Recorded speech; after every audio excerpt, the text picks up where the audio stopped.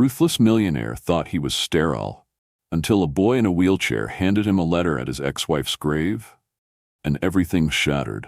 What began as guilt turned into the most powerful transformation of his life. But just when he tried to make it right, the system fought back. What this father did next will restore your faith in redemption. Where are you watching from? Don't forget to subscribe for more stories that will move your heart and challenge your soul. The wind whispered through the iron gates of Fairhill Cemetery, dragging brittle leaves across the stone path like reluctant ghosts. I adjusted my scarf, cashmere expensive, completely useless against the cold, and shoved my hands deeper into my coat pockets. I didn't want to be here. I never did. But every year on this same gray October morning, I showed up out of obligation. For Melissa. Or more accurately, for the idea of Melissa, the woman I divorced a decade ago and buried 5 years back. The flowers in my hand were pristine, professionally arranged by my assistant. White lilies. Her favorite. At least that's what the obituary said. I couldn't remember if she'd ever told me herself. I followed the winding path to her headstone, passing rows of names etched into marble, granite, and weather-worn slate. There it was. Melissa Grant. Elegant, modest. Nothing to hint that she'd once been married to Richard Grant, pharmaceutical tycoon and CEO of Halverson Medica. Nothing to suggest she'd once cried in penthouses or argued in private jets about children I insisted I didn't want. As I approached the grave, something unexpected caught my eye. A small figure huddled near the neighboring headstone, shoulders trembling, face buried in trembling hands. He was alone, except for the worn wheelchair beside him. Its wheels sunk slightly into the muddy earth. I hesitated, not because I cared, but because I wasn't prepared for an audience during my annual performance of grief. I placed the bouquet mechanically at the base of her headstone, giving it a slight pat like someone stamping a file complete. And that should have been it. Check the box. Move on. But as I turned to leave, the boy was suddenly closer, maneuvering his chair with difficulty over gravel and grass. His cheeks were tear-streaked, his eyes swollen and red. But it wasn't just sadness in his face, it was purpose. "Mr. Richard Grant?" he asked. His voice was soft, but unwavering. I paused mid-step. "Yes," I replied curtly, already feeling the tug of my phone in my pocket. Meetings, numbers, things I understood. "My name is Liam," he said, adjusting a small backpack resting on his lap. "Before my mom died last week, she told me to give you this." He pulled out a yellowed envelope, its edges creased and fragile. My stomach clenched. The handwriting on the front, elegant, flowing, unmistakably Melissa's, struck me like a gut punch. I hadn't seen it in years. Not since the notes she used to leave on my desk before everything soured between us. I took the envelope without a word, my fingers suddenly unsure. I opened it, expecting sentimentality, a farewell maybe. When I got instead shattered the world I'd carefully built. "Richard, this is our son, Liam. The doctors were wrong. You were never sterile. I found out I was pregnant after the divorce, but I couldn't bring myself to tell you. You hated children, called them anchors, weaknesses. I was scared of what you'd say, what you'd do. I thought I could protect him by keeping him away from you. But now I'm gone, and he has no one. He's yours. Please, please don't punish him for my decision. I believe there's still good in you. Don't let me be wrong." My eyes darted back to the boy. Liam. His gaze held mine, not desperate, not pleading, just waiting. Like he knew I wouldn't believe it until I saw it, and God help me, I saw it. In the shape of his jaw, the intensity behind those eyes, even the small furrow in his brow as he watched me process the letter, my furrow. "How old are you?" I asked, barely recognizing my own voice. 9, he replied. "I'll be 10 in January." 9, that lined up. "Where are you staying?" I asked, my voice brittle. "Nowhere," he said. "The woman from social services said they're finding me a special home tomorrow, because of my condition." He gestured to his wheelchair. There was no self-pity in the way he said it, just fact. A special home, a facility, some place to tuck away broken kids whose mothers die and whose fathers are too late to matter, and I just stood there, silent, the richest man in the cemetery, utterly powerless. The next few moments were a blur. I remember calling my driver. I remember hoisting the wheelchair awkwardly into the trunk of the Bentley. I remember sitting beside Liam in the back seat, watching him clutch that same worn backpack to his chest like it held everything he had left in the world. Maybe it did. This is temporary, I muttered as we pulled into my estate. The iron gates, the marble driveway, the goddamn topiary that cost more than most people's mortgages. It all looked obscene now. I hadn't brought a child into this house since the day it was built. I hadn't wanted to. The housekeeper, Mrs. Carter, stared at the boy, then at me, but said nothing. She was a professional. She took the wheelchair without question. "East Guest Suite," I said, turning away before Liam could look up at me again. I needed space, distance, anything that made sense. That night, I sat in my office, drink in hand, staring at the letter like it might suddenly explain itself. Melissa's words played on a loop in my head. "He's yours. Don't punish him." Was it true? Had the doctors really been wrong? I'd clung to that diagnosis like armor. It let me justify every choice I made, every rejection of parenthood, every cruel argument. And now there was a boy in my house whose blood might be mine. I opened my laptop with shaking fingers, booked a DNA test, ordered it rushed. Down the hall, I heard crying. Small, muffled, the kind you try to hide because hope is too dangerous. I stood, hand hovering over the doorknob to his suite. But I didn't knock. I didn't know how. Not yet. The following morning began with a silence that felt unfamiliar in my house, not the comfortable kind, but the watchful stillness of someone trying not to be noticed. I found myself hesitating outside the guest suite door, listening. There was no crying now. Just the soft whir of wheels against tile, a shuffle, then quiet again. I moved on before he knew I was there. Downstairs, I summoned Mrs. Carter to the kitchen. She'd worked for me long enough to expect the unusual and ask few questions, but even she looked hesitant today. "I need a pediatric nurse," I said, pouring black coffee into a cup I didn't want. "Someone with experience handling more complicated cases." She nodded slowly. "And the boy? He's staying, for now." I didn't say his name. I wasn't ready. Saying it made it real, and I hadn't even seen the DNA test results yet. Maybe Melissa had lied. Maybe this was some cruel manipulation from beyond the grave. She was capable of that. Or maybe I just wanted to believe she was, so I didn't have to look at the kid and see myself. By noon, my assistant had arranged for a nurse, Julia Carter, no relation to the housekeeper. Mid-30s, calm, competent, someone who wouldn't be rattled by wealth or disability. She arrived by 3 o'clock and was already reviewing Liam's medical files by 4. Watching her work from a distance made everything feel clinical, manageable, like it was still someone else's problem. Liam didn't speak much that day. He remained in the guest suite, surrounded by plush silence and modern art he didn't comment on.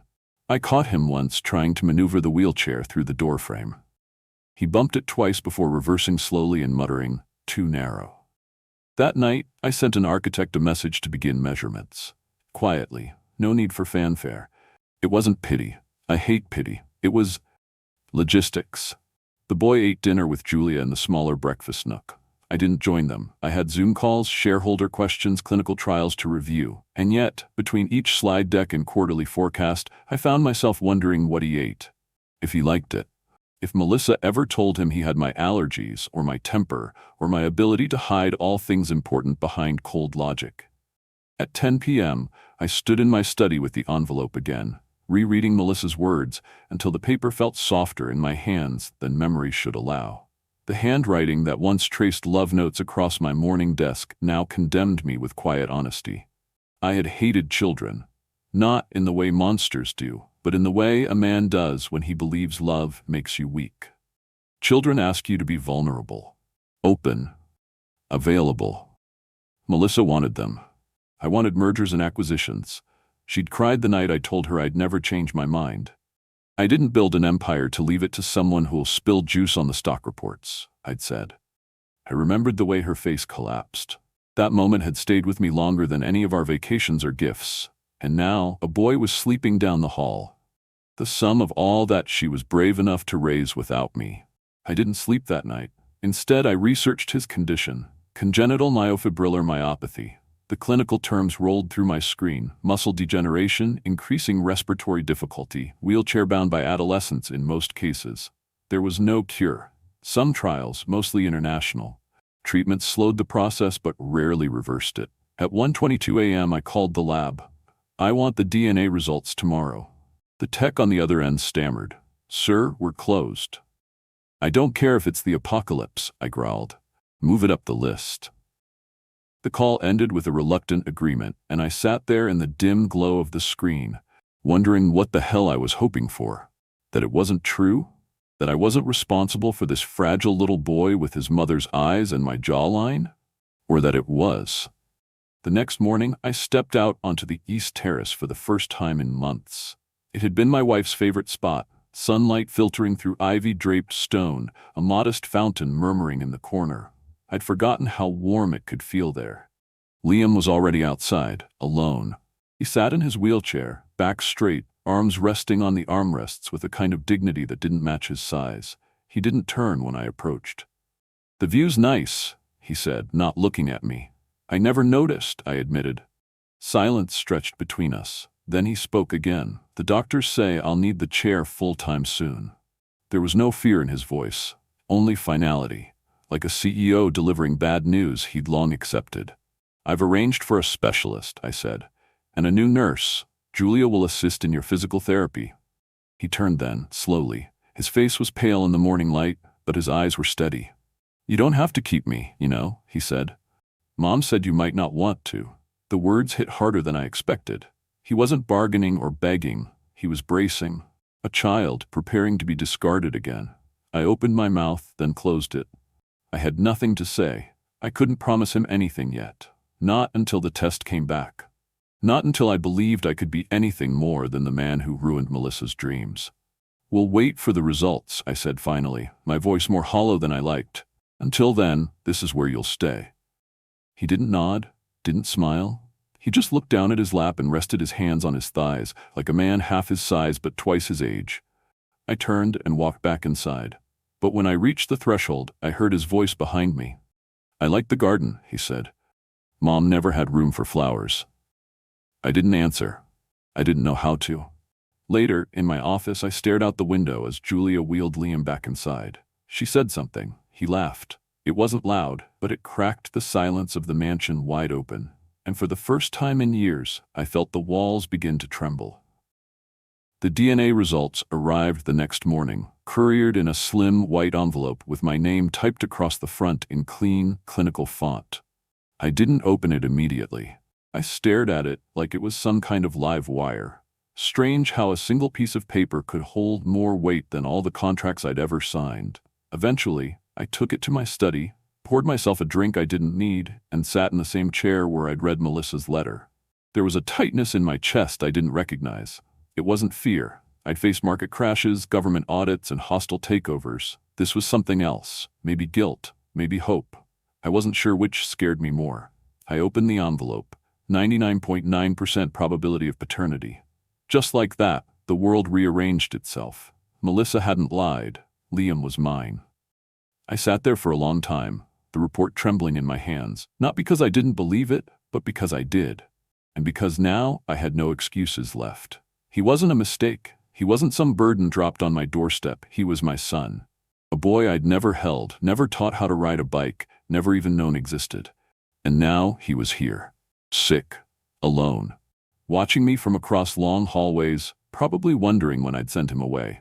There was a knock at the study door. It was Julia. "There's someone here to see you," she said. "From social services." She wouldn't leave. My gut clenched. "Send her in." A few moments later, a woman entered.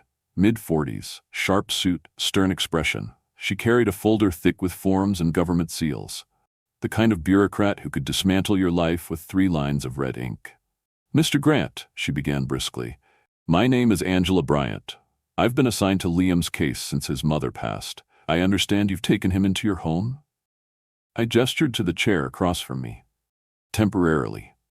She sat but didn't relax. Her eyes moved quickly, absorbing the opulence of the room, the antique desk, the private art collection, the quiet hum of wealth.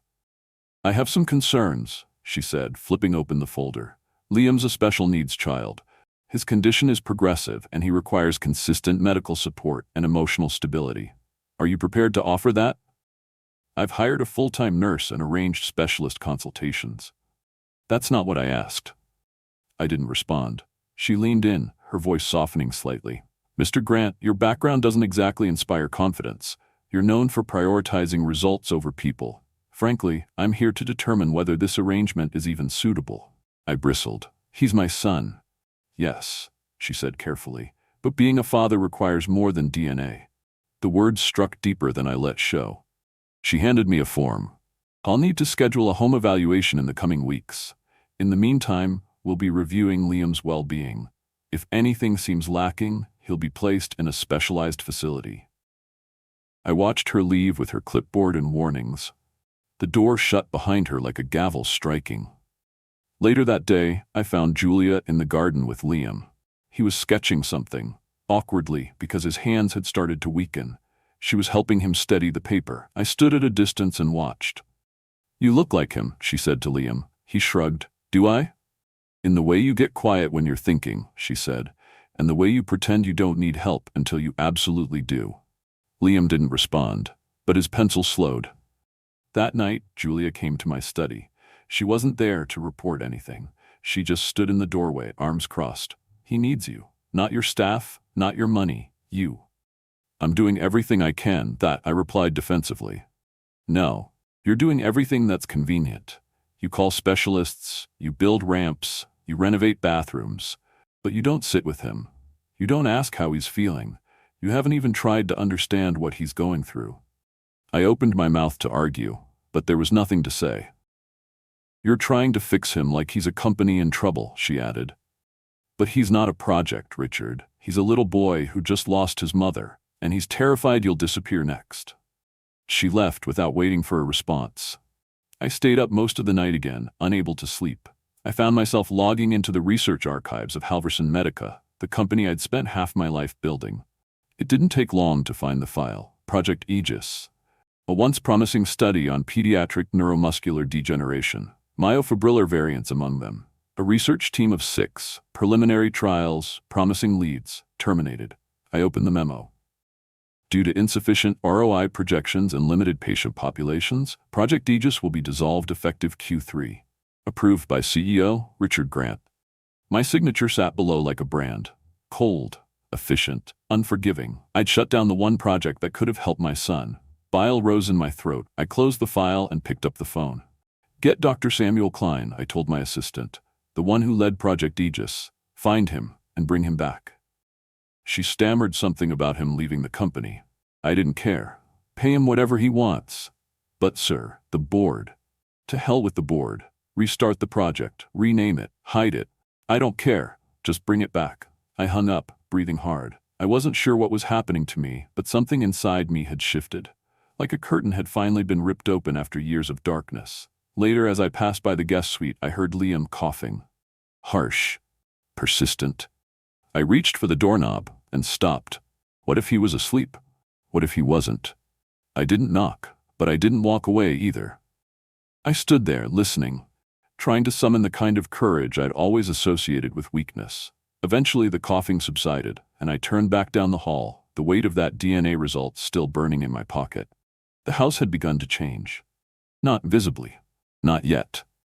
The marble floors still gleamed under artificial light, the walls still bore the same sterile art I once bragged about in interviews. But something in the atmosphere had shifted, softened, as if the place had started holding its breath, waiting for what would happen next. It was Liam. He never asked for anything. He never knocked on my door or whined for attention like I'd always assumed children did. Instead, he quietly occupied corners, of rooms, of routines of my mind. His presence crept into places I hadn't expected, like the echo of piano keys in the east parlor. That's where I found him one afternoon, struggling to climb onto the old piano bench. His left hand trembled as he steadied himself on the edge.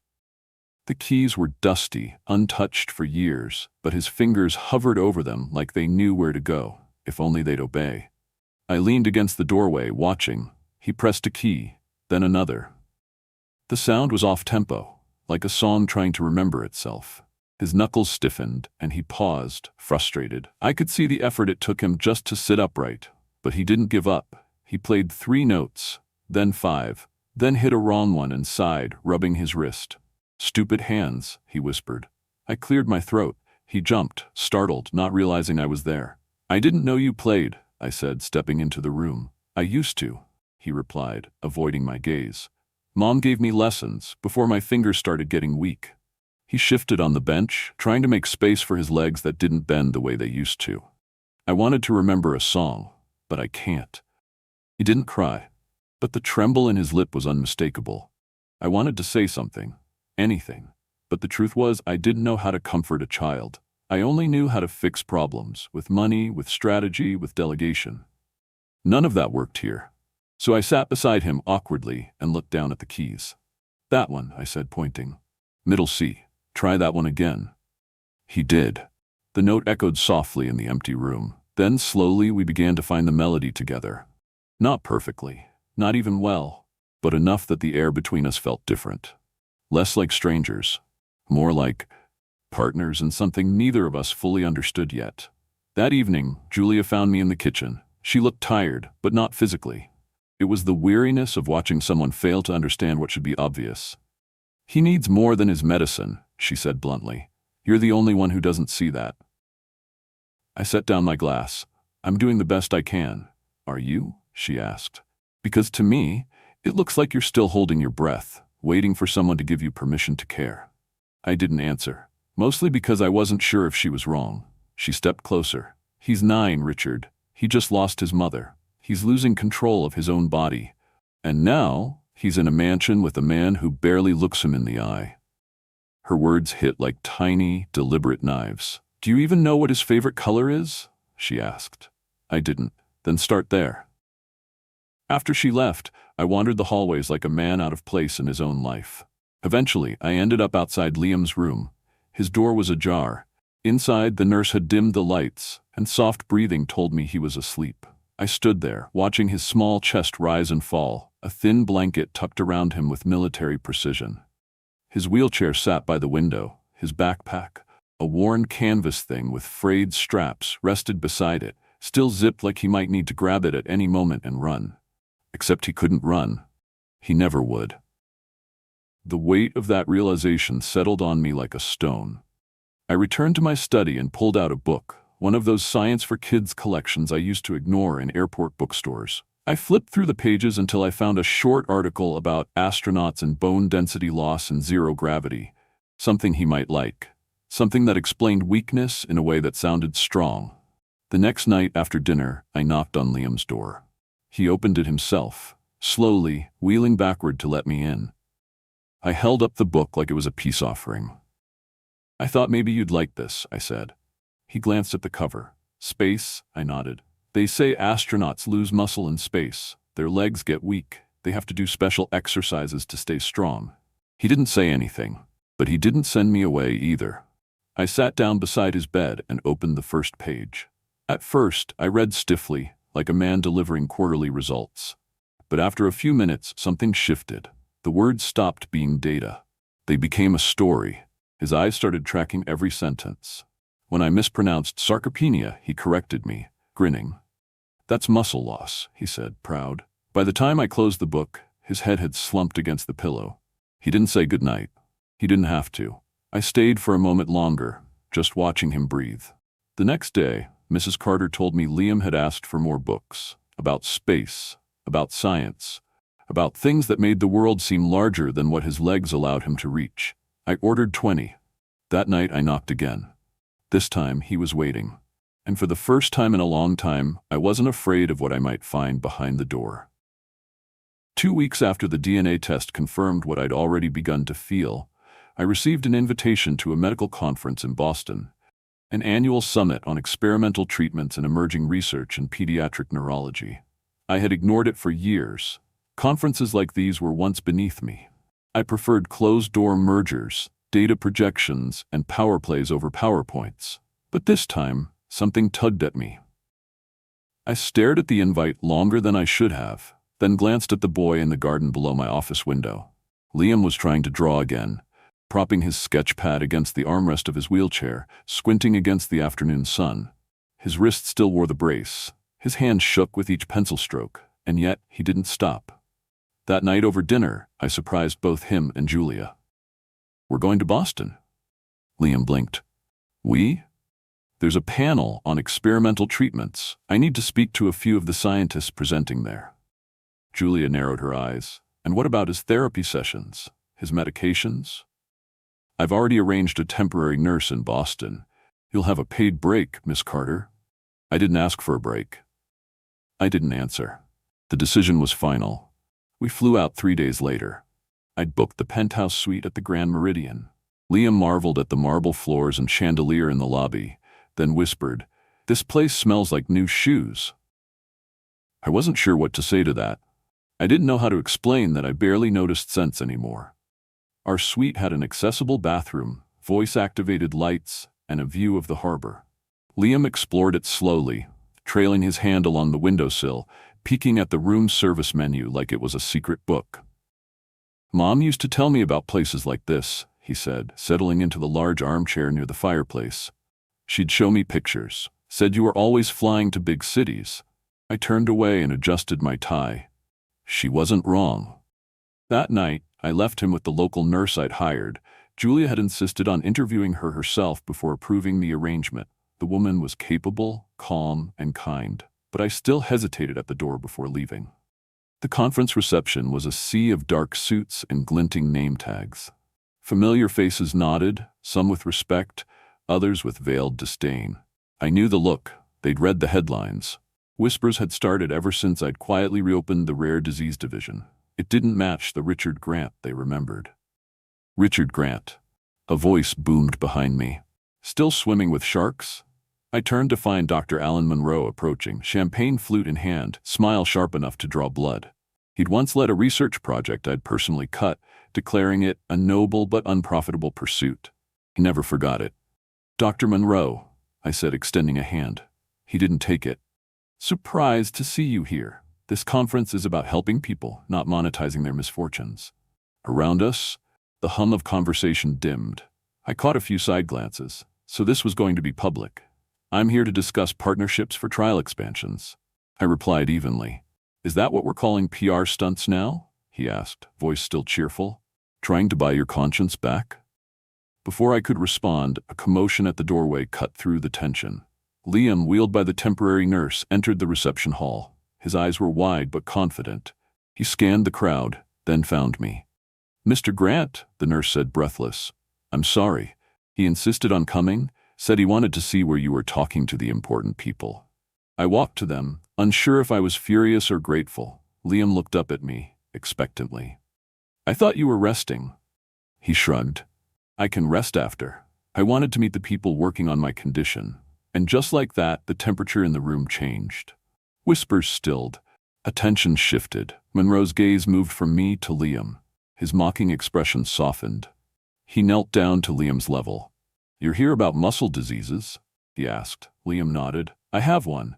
I'm part of a trial. My dad's trying to make it bigger." For a moment, Monroe was silent. Then he extended a hand. "I'm Alan," he said gently. "I used to work on treatments for kids like you." "Why'd you stop?" Monroe glanced up at me. "Because people with the money didn't think there were enough kids to make it matter."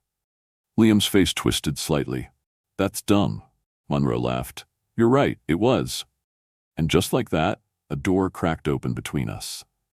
The great wall of bitterness that Monroe had worn like armor thinned. He stood and looked at me with something new.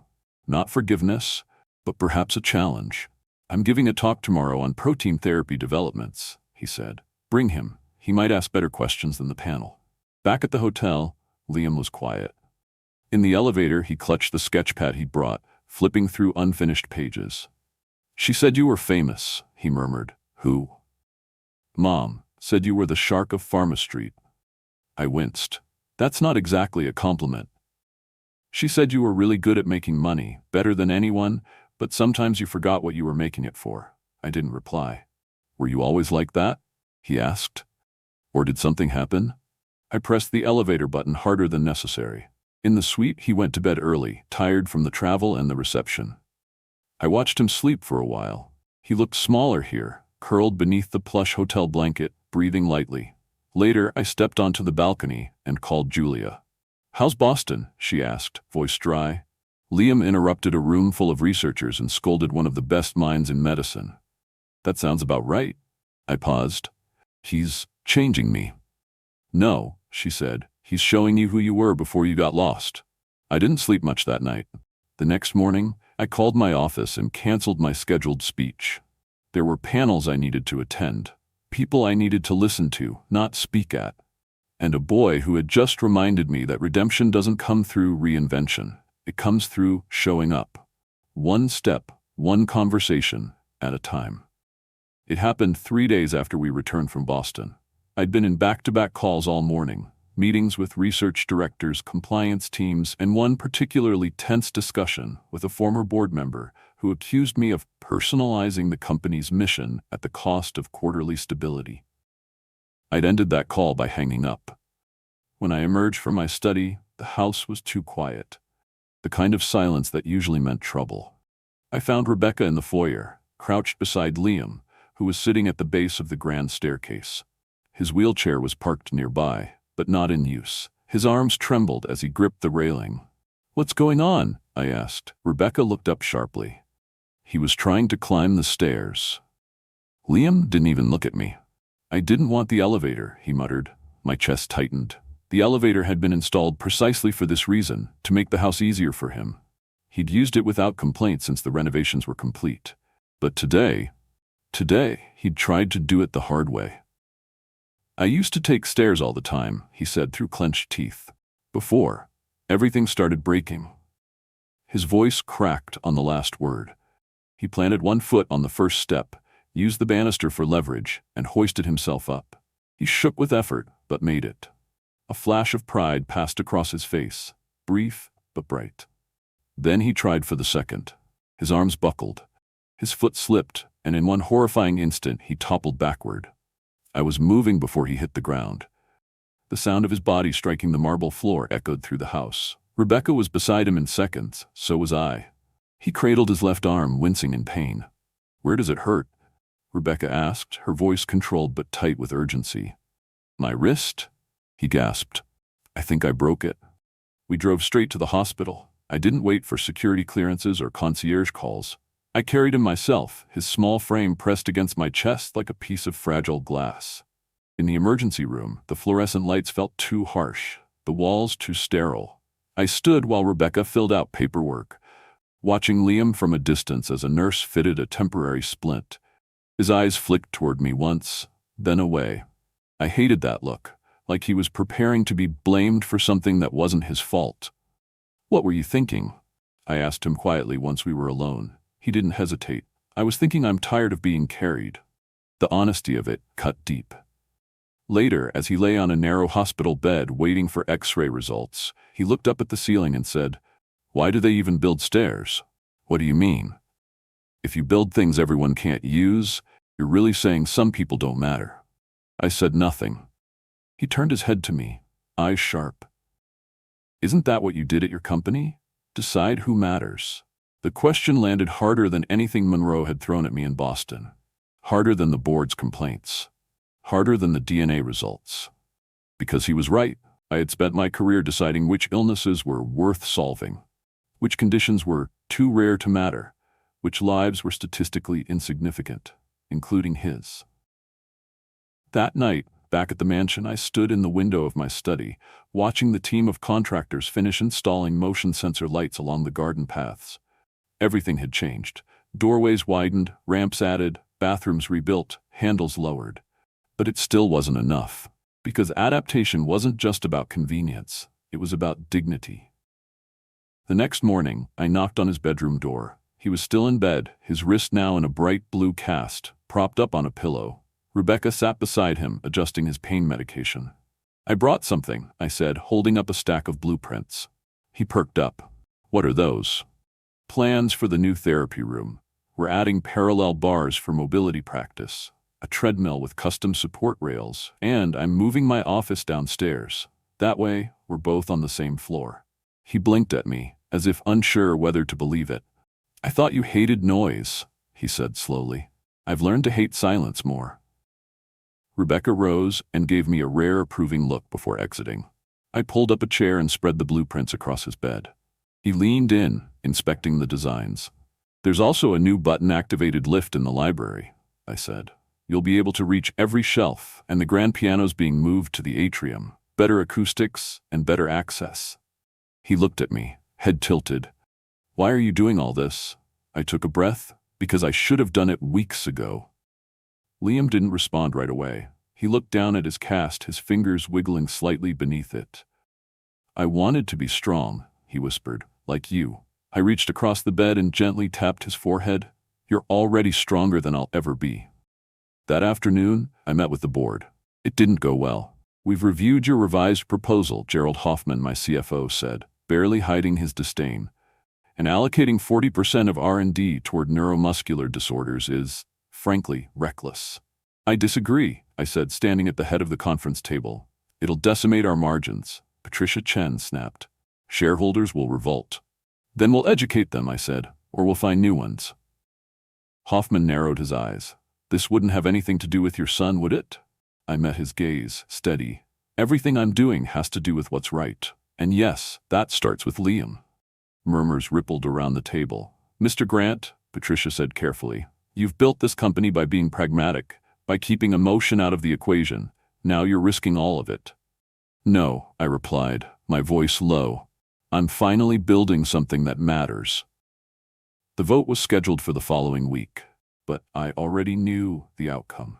Back home, I found Liam in the newly renovated garden, trying to wheel himself over the newly laid cobblestones. His cast made it harder, but he didn't complain. When I approached, he didn't ask about the meeting. He just looked up and asked, "Can I help pick the paint color for the therapy room?" I nodded. "Yes," I said. "In fact, I was thinking we'd put your name on it." His eyes widened. "Really?" "You're the reason it exists." That night, I stood outside his door with a small, wrapped box in hand. Inside was a nameplate, the Liam Grant Rehabilitation Suite. Because I wanted him to know he wasn't just someone I saved. He was someone I was building a world for. The boardroom was colder than I remembered. Maybe it was the air conditioning, or maybe it was the sudden distance I felt from the people who used to speak my language fluently. Numbers, margins, quarterly targets. But now I stood across from them as a stranger, no longer a captain steering the ship, but a man swimming against the tide with something far more personal at stake. The vote didn't take long. By a majority of 8-3, Patricia Chen announced, her voice neutral, the proposal to restructure Halverson Medica's R&D to prioritize rare pediatric diseases, specifically neuromuscular conditions, has been rejected. There was a long pause, one I refused to fill with protest. "Richard," Gerald Hoffman added, "this doesn't mean we don't care about the issue, but the costs are too steep. Investors are already nervous." I leaned on the polished mahogany table. There are kids, dozens, hundreds, like my son, who are running out of time.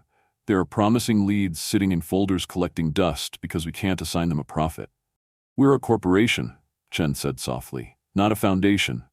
"No," I replied, my voice firm. "You are." I left without waiting for pleasantries. I had no intention of convincing them further. I didn't need to. Back at the mansion, I stood in Liam's room, watching him rest. He hadn't asked about the board meeting, and I hadn't offered to talk about it. But that night, after dinner, I sat beside him and laid it out plainly. They voted against the plan. Liam didn't speak right away. He just turned his gaze toward the window. Rain tapped gently against the glass. "So, the trial ends?" he asked. "No," I said, "the trial gets bigger." He blinked, confused. "How?"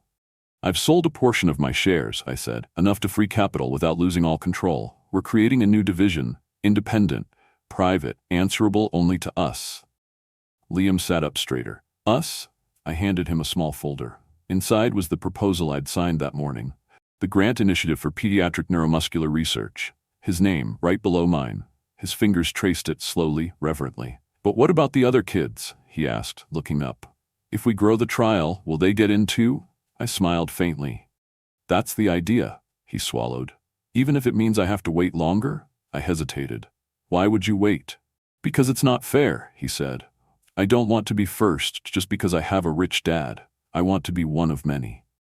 That night, I paced in my study, the weight of his words pressing against my chest. It would have been so easy to accelerate his placement. My name, my money, my connections. But Liam was right. Fairness mattered, so I made the call.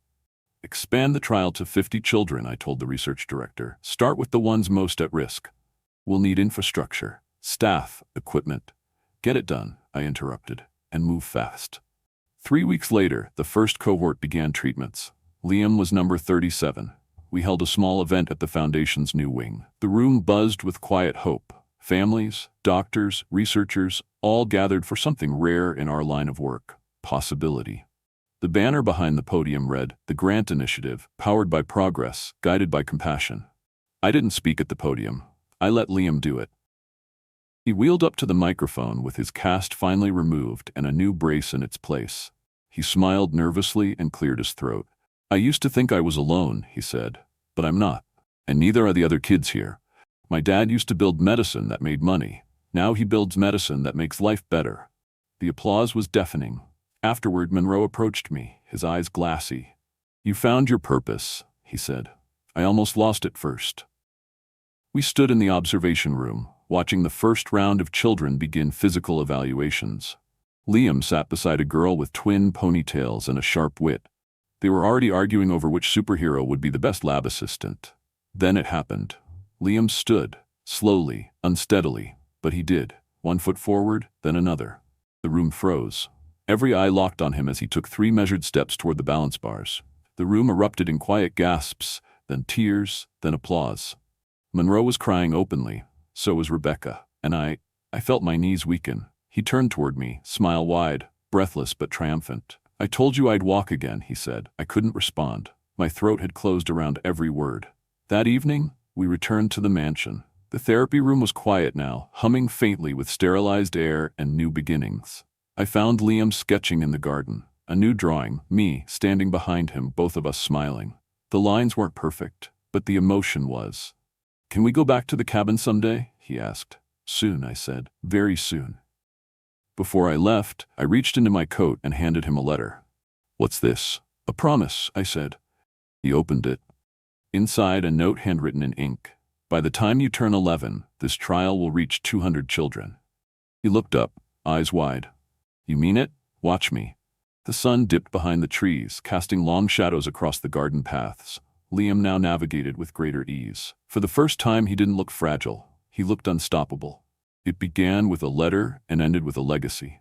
2 years had passed since that rainy morning at the cemetery, when a boy in a wheelchair handed me a note that detonated the life I thought I'd built. Since then, everything had changed. Not all at once, but in steady, deliberate pieces, like the slow unfolding of a hand once clenched into a fist. Now, standing at the front of the newly completed Grant Institute for Rare Pediatric Diseases, I barely recognized the man I used to be. The building itself was a testament to transformation. Glass walls, wide-open hallways, research labs humming with purpose. Every corridor was wheelchair accessible. Every room designed with children in mind. Not patients. Children. I stood beside Liam as the crowd gathered. Families, researchers, board members, even former critics who had once dismissed my plan as sentimentality masquerading as strategy. They were here now, watching, some with tears, others with guarded hope. Dr. Sarah Chen stepped forward, her lab coat freshly pressed, her voice clear through the microphone. "Today," she said, "we announce a breakthrough in the Grant protocol. The combination of modified protein therapy and targeted gene treatment has not only halted degeneration in over 70% of trial participants, it's showing early signs of tissue regeneration." The room held its breath. "Children are regaining strength," she continued, "not just stability, function." Rumors erupted, reporters scribbled, parents clutched each other's hands. "And now," she added, stepping aside, "I'd like to invite one of our earliest participants to demonstrate." All eyes turned to the back of the room. Liam sat in his wheelchair, now custom-modified but unused for most of the day. He nodded to me. I gave a small nod back. He took a breath, placed both hands on the arms of the chair, and rose. Steady, strong. Each step was measured, deliberate, but unwavering. A slow march through memory, through every hospital hallway, every therapy session, every moment of doubt. The room erupted in applause before he reached the podium. Tears streamed down Sarah's cheeks as she helped him up the final step. I stayed in the back, still frozen, the way a man stands at the edge of a dream he doesn't want to wake from. Later that evening, the mansion buzzed with soft conversation. Liam stood in the garden with Sarah, both of them planting a young oak tree, the same spot where we'd once sat in silence after his first treatment. "She would have loved this," Liam said quietly, pressing soil around the roots. Melissa? Sarah asked. He nodded. She believed in trees, said they grow slow but last forever. I stood behind them, a few paces away, the air warm with the promise of spring. Liam's movements were still cautious but not fearful. The treatments weren't miracles, but they were enough. Thank you, he said, glancing over his shoulder. I stepped closer. For what? For trying. For still trying. There was a pause, the kind that used to make me uncomfortable. Now it felt earned. I'm not done yet, I told him. He smiled. Good, because neither am I. The next morning, we walked together through the foundation's main hall. Children were everywhere, some laughing, some resting, all receiving care that didn't exist before. Dr. Monroe waved from one of the observation decks, surrounded by a new generation of researchers who looked at him like a hero. In the elevator, Liam adjusted the lapel of his new jacket. It still feels weird not to use the chair. Then don't push it, I said. He smirked. Says the guy who rebuilt an entire industry from scratch. I chuckled. Tche. At the press event upstairs, I kept my speech short. We're not here to celebrate the end of anything, I said. We're here because we remembered what beginnings are supposed to feel like. Hope isn't a slogan, it's a responsibility. Afterward, while others posed for photos, Liam wandered toward the research wing. I followed. He stopped outside one of the labs. Through the glass, a team was assembling a new prototype device, something to monitor muscle tension in real time. You think I could do this someday? He asked. I blinked. Do what? Work in there. Research. Build stuff. I placed a hand on his shoulder. I think you already are. That night back at the mansion, we shared dinner in the sunroom. Rebecca was there, along with Sarah and 2 other young trial participants who were staying with us for the week. The room echoed with laughter. For once, it didn't feel like I was hosting anything. It felt like family. After dessert, I gave Liam a small box wrapped in silver paper. He tore it open to reveal a badge. Liam Grant, Junior Research Associate. His mouth fell open. It's not honorary, I said. Sarah wants your observations documented. She says you notice things the rest of us miss. He held the badge like it was a key. Later, I stood alone in my study, watching the sun sink behind the hills. My desk was cluttered with sketches, reports, sticky notes with Liam's handwriting, and a framed photo of Melissa. I reached for the drawer, pulling out the old letter she'd written, the one that had started it all. I read it again, for the 100th time. There's still good in you. She hadn't been wrong. I walked to the garden, where Liam sat reading beside the oak tree. The moonlight made his glasses glow. He looked up as I approached. Do you think she'd be proud? He asked. I sat beside him. I think she already was. We sat in silence for a while, the kind that doesn't demand to be filled. Then he said, I want to help more kids, not just with medicine, with their stories. Some of them think they're broken. They're not, I said. I know, but someone has to tell them. You will. He leaned against me gently. My hand rested on his shoulder, no longer hesitant, no longer foreign. The world we built wasn't perfect. The disease hadn't vanished. There were still battles ahead. Trials to expand, treatments to refine, a system to challenge. But the boy who once stared at me with wary eyes was now a young man with purpose, vision, and strength far beyond muscle. And me? I was no longer the man who measured life by shareholder returns. I was a father, and that was the only legacy I needed. Thank you so much for staying with us until the very end of this story. It means more than words can express. This wasn't just a story about a powerful man and a sick child. It was about redemption, about finding purpose when it's almost too late, and about how love, quiet, persistent, and often uncomfortable, can rebuild even the coldest of hearts. It reminds us that we're never too far gone to change, and never too small to make a difference in someone else's life. Sometimes, the most extraordinary journeys begin with a single act of honesty and a letter. Where are you watching from today? We love hearing your stories too. It makes this space feel more like a family. If this story touched your heart, please consider subscribing to our channel. We share more powerful stories like this every week, stories that heal, inspire, and help us all see life from a deeper, more meaningful perspective. Don't forget to turn on notifications so you never miss a moment. Thank you for being here. You are part of this story now,